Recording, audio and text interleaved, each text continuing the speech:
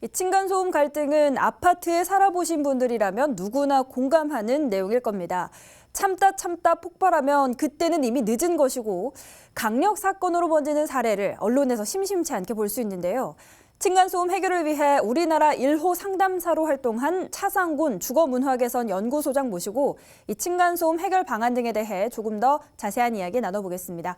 안녕하십니까? 예, 반갑습니다. 네, 저희가 계속해서 층간소음 문제를 다뤄보고 있는데요.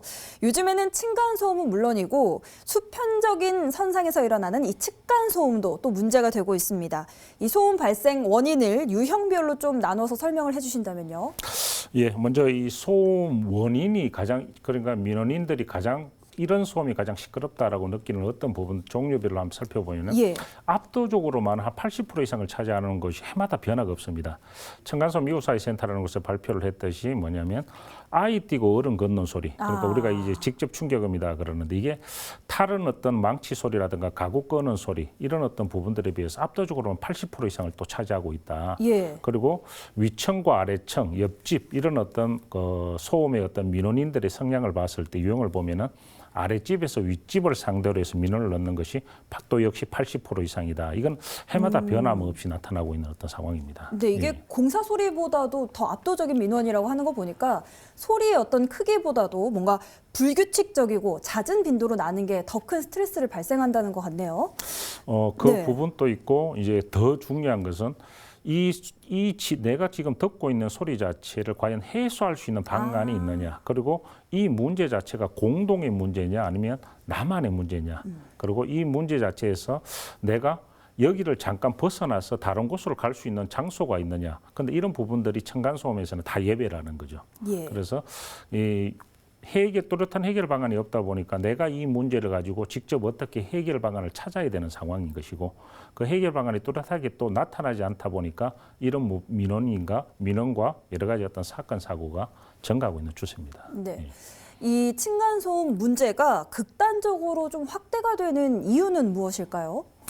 가장 중요한 것은 우리가 층간소음 지금 현재 민원 건수를 보더라도 뭐냐면은 코로나를 거치면서 2만 건대를 유지하고 있던 것이 코로나를 거치면서 4만 건대로 70% 이상이 이제 정폭한 어떤 상황입니다. 정폭했는 반면에 뚜렷한 해결점을 찾을 수가 없다라는 부분들 자체가 이제 나타나고 있고 정부라든가 또는 또 다른 어떤 민간 단체에서도 뚜렷한 제시를 해주지 않다 보니까 이런 부분들이 이제 결국은 민원 자체가 사건 사고로 이제 연결이 되고 있는데 경실련에서 이제 최근에 발표한 걸 보면은 2016년에 발생한 어떤 사건 사고가 층간소음으로 인한 폭행과 살인 사건 사고가 2021년에는 10배 이상 증가한 이런 어떤 수치들도 나타나고 있다 보니까 굉장히 큰 어떤 사회 문제가 되고 있다라고 보여집니다. 네, 말씀하신 것처럼 폭행 사고, 칼부림도 나고 굉장히 많은 갈등 사례가 있었을 것 같은데 그중에 뭔가 좀 기억에 남는 사례가 있으셨을까요, 소장님? 사건 사고에서 현장에 이제 직접 저도 참여를 하고 이제 하는 경우들이 꽤 많은데 가장 기억에 남는 사건은 이제 한 두 가지를 이제 좀 꼽을 수가 있습니다. 한 부분은 우리나라의 층간소음 문제가 얼마나 심각하고 이 문제 자체가 큰 어떤 사회적 문제로 될 수 있다라는 부분이 처음 이제 알려진 것이 서울의 면목동 이제 살인 사건인데 이 부분 자체는 아래층에서 겪고 있는 어떤 민원인과 그다음에 위층에서 겪고 있는 피민원인 사이에 이제 발생하는 어떤 문제가 어디로 번졌냐 하면은 위층 같은 경우에는 아버지가 겪었던 문제인데 이 부분이 이제 자식들의 문제로 번져가면서 명절 다음 날 이제 가족들이 모인 상태에서 아래층분이 이제 칼을 들고 위층 사람의 이제 자녀들을 이제 살해하는 사건이 발생을 했고 이 사건 뒤에 20일 후에 아버지가 또 세상을 저버리는 그런 어떤 사건들이 이제 한 집안에서 세 사람이 이제 명을 달리한 것이죠. 그런 어떤 사건들이 이제 촉발이 좀 되는 어떤 부분들이고 현장에 갔을 때도 굉장히 어떤 참혹은 했었습니다.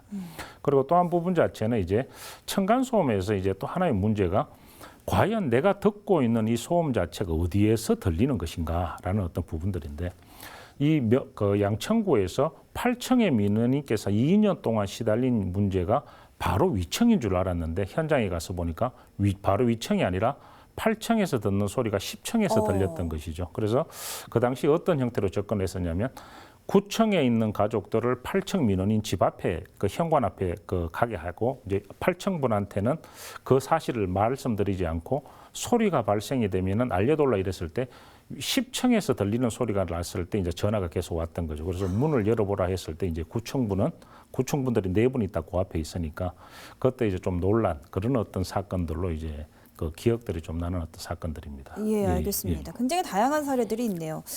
근데 문제는 이 층간소음이 딱 떠오르는 해결 방안이 없다는 거거든요. 어딘가에 도움을 받는다는 게 쉽지 않다는 게 또 문제인데요. 도움을 받을 수 있는 기관 잘 모르실 것 같은데 이 자리를 빌어서 좀 소개를 해주신다면요. 예, 우리나라에서 굉장히 다양한 기관들이 있습니다. 이제 정부에서는 이제 환경부에서 운영하고 있는 층간소음 이웃사회 센터라는 어떤 곳이 이제 그건 한 10년 동안 운영을 하고 있고, 예. 그다음에 이제 LH 국토부에서 운영하고 있는 어떤 중앙공동주택관리 분쟁조정위원회라는 곳이 또 존재를 하고 있고, 각 지자체에서도 이런 어떤 서울시에서도 층간소음 갈등 해소 지원단을 운영을 하고 있습니다. 그런데 이제 최근에 이제 우리가 입법화를 해서 각 아파트마다 이 층간소음을 해소할 수 있는 어떤 단체를 자치기구를 만들어라 그래서 만들고 있는 이제 층간소음 관리위원회 이런 어떤 부분들로 이제 다양하게 구성이 되어 있다. 그런데 이제 우리가 이 민원인들께서는 여기에 전화를 하시든 아니면 현장 상담을 요청하시든지 간에 중요하게 생각하셔야 될 것은 이분들이 상담 전문가든 아니면 상담사 분들이 오셔가지고 내 문제를 한 번에 해결해 버릴 것이다. 그러니까 해결에 초점 맞춰서는 답이 없을 것이다라는 거죠. 그죠? 층간소음이라는 것은 좀 지속적인 관리를 하면서 같이 갈 수밖에 없는 문제다 보니까 조금은 느긋한 마음으로 가셔야 된다라고 보여집니다. 생각보다 조금 다양한 채널들이 있는 것 같은데요. 이 층간소음 문제를 개인적으로 해결할 수 없다면 어떤 절차에 따라서 좀 행동하는 게 바람직하다고 보십니까? 층간소음은 우리가 가장 중요한 것은 본인이 겪고 있는 어떤 피해의 기간이 굉장히 중요합니다.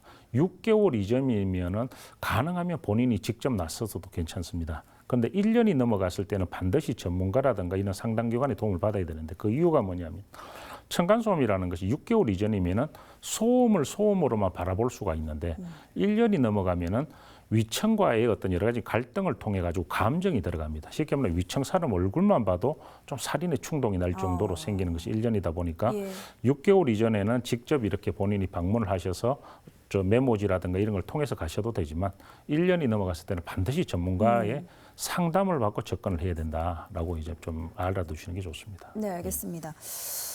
끝으로 좀 가장 중요한 질문인데요. 이웃 간의 갈등을 해소할 수 있는 가장 중요한 어떤 개인의 마음가짐은 뭘까요? 참 들으시기에는 조금 너무 일반적인 어떤 말일 수는 있지만 내가 위층 분들은 내가 생활하는 이 바닥이 위층 사람한테는 천정이다라는 어떤 부분들 그리고 공동주택에서는 일정 부분의 소음은 발생될 수밖에 없다라는 부분들을 상호 좀 이해하실 필요가 있다라고 보여집니다. 네, 알겠습니다. 층간소음에 대한 이야기 함께 나눠봤습니다. 오늘 말씀 여기까지 듣겠습니다. 고맙습니다. 네, 감사합니다. BTV 뉴스를 더 많이 보고 싶으시다면 여기 구독 버튼을 눌러주세요. 추천 영상도 누르면 바로 재생됩니다. 또 다양한 서울 소식을 보고 싶으시다면 휴대폰에서 가지 앱을 다운로드해보세요. 저희 BTV 뉴스를 시청해주셔서 감사합니다.